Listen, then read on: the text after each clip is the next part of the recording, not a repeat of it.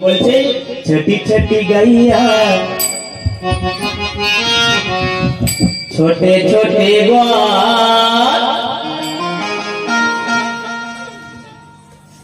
छोटा सा मेरा मदन गोपाल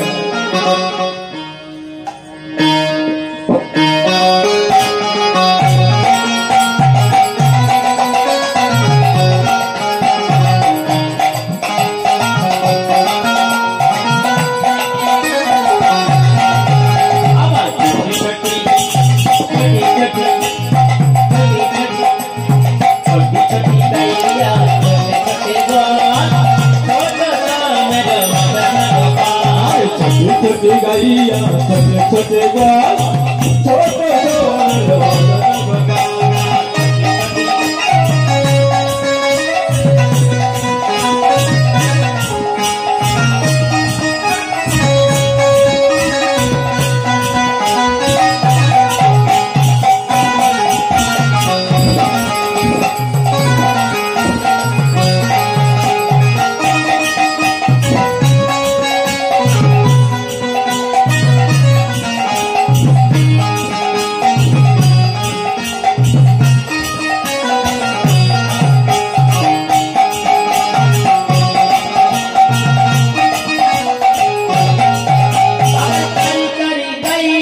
गोरे गोरे गोरे गोरे गैया गोरे गोरे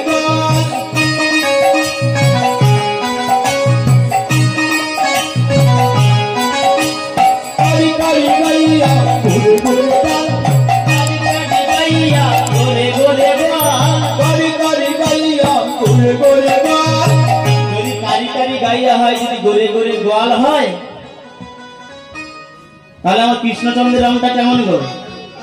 কালো কালো গায়ে সাদা সাদা যদি বাছুর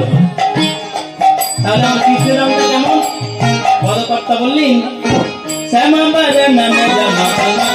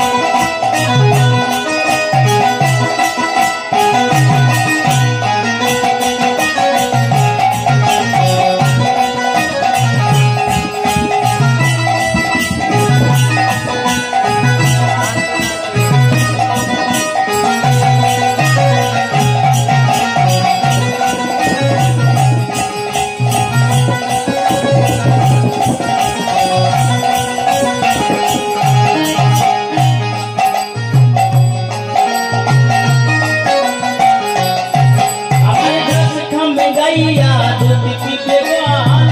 गोरे गैया गोरे गोरे गैया समझाया गैया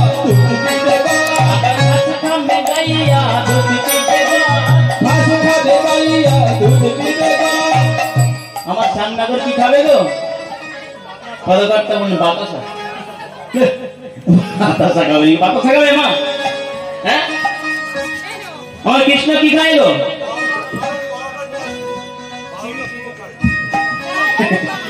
চিনি না বললেন কি খাবে আমার কৃষ্ণচন্দ্র কি খাবে পদকর্তা বললেন কৃষ্ণচন্দ্র কি খাবে জানো বললে মাখন খাবে